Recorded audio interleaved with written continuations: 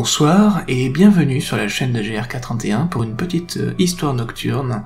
Cette fois-ci encore l'univers de Seul par Velman et Gazotti, une fanfiction que j'ai écrite moi-même en m'inspirant d'un roleplay que je fais sur le Discord lié au site Seul que vous trouverez dans la description. Je vous invite à vous y rendre pour découvrir le texte de ce soir en intégralité. C'était un soir calme, comme la ville en avait connu des milliers.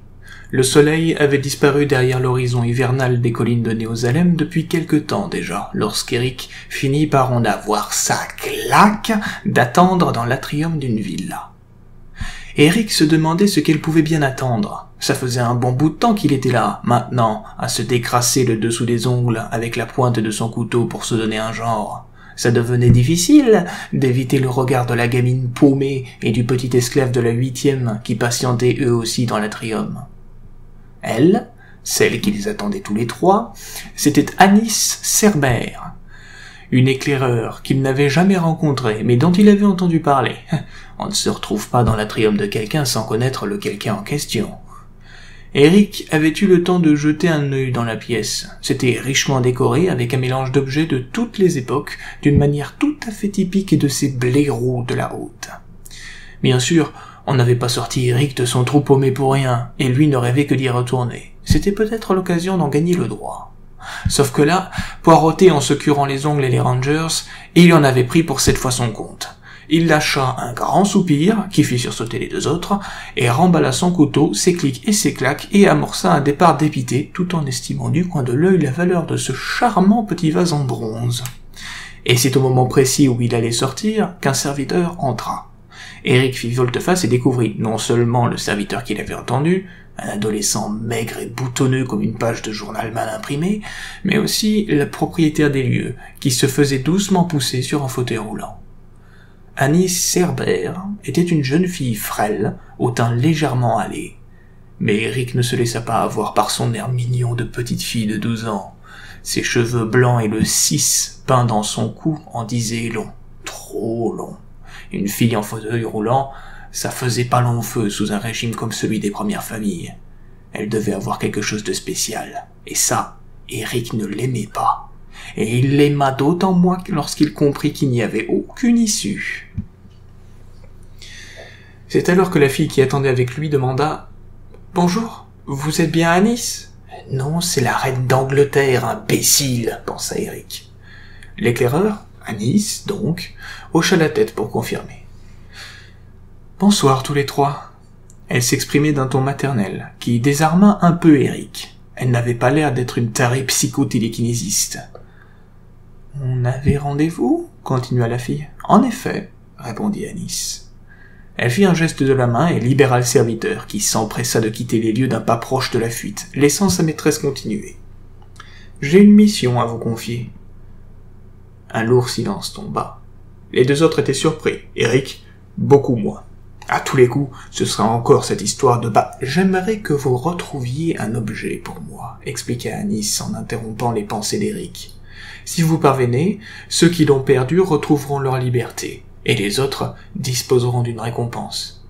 Ceci, plus la possibilité de travailler avec nous dans un futur proche, ce qui vous ravira sans doute, compte tenu de nos ambitions. » Anis regardait principalement l'esclave et la fille. Elle devait s'imaginer qu'Eric ne poserait pas de questions et serait acquis à sa cause, ce qui était très mal le connaître. « Travailler avec vous, je m'en fous, lâcha-t-il. Je vous l'ai déjà dit, ça m'est égal. Qu'est-ce qu'on cherche comme genre d'objet ?» Anis fit une moue. Elle ne s'attendait pas à ce qu'Eric lui rentre dedans, si frontalement. Mais après tout, ça faisait partie du jeu. Le genre interdit, recherché, mal compris. Un artefact datant du début des limbes. « Mais je suis une serveuse !» réagit la fille. « J'essuyais des verres et des carafes il y a pas 2 heures, pourquoi moi ?»« Tu es capitale. » Son ton imposa le silence et la raison. Alors qu'Anis désignait la salle à manger, Eric lui lissa un regard à l'esclave. Un petit teigneux qui avait fait entre 1000 et 2000 fois le tour de son mètre carré en attendant Anis. Typiquement le genre à se faire rétrograder pour insulte à magister. Dans la salle à manger, Anis présenta son garde du corps et futur chef de l'exposition, un certain Lucian. C'était un garde de la 6e, un ado franchement baraqué, au teint foncé et au regard presque aussi las et intéressé à la fois que celui d'Eric. « Je vous présente votre chef d'expédition, dit Anis en roulant jusqu'à une des extrémités de la table. Il est plus au courant que vous, fit la serveuse sans tenir sa langue. Eric jeta un regard inquiet à Anis. Allait-il faire voler un poignard vers son visage?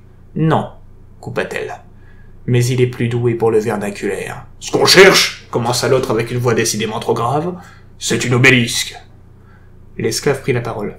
On aura des armes ou des dispositions pour faire ça? Un sans-nom qui parle? Ouais, clairement le genre à se faire péter la tronche dans un tribunal, celui-là, songea Eric.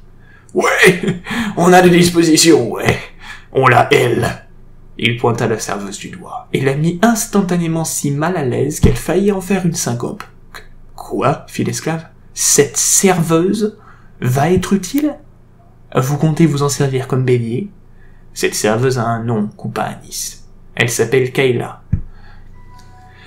Alors, fit Eric, je sais bien que vous avez l'air très au courant de votre science, mais j'ai la mienne. Kayla est ni en métal tranchant, ni capable de balancer des munitions en rafale. À ce moment-là, vous m'avez moi, je veux dire. Anis et Lucien échangèrent un bref regard.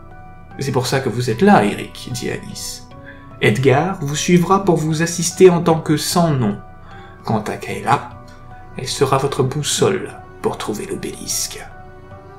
Tous les regards convergèrent vers Kayla.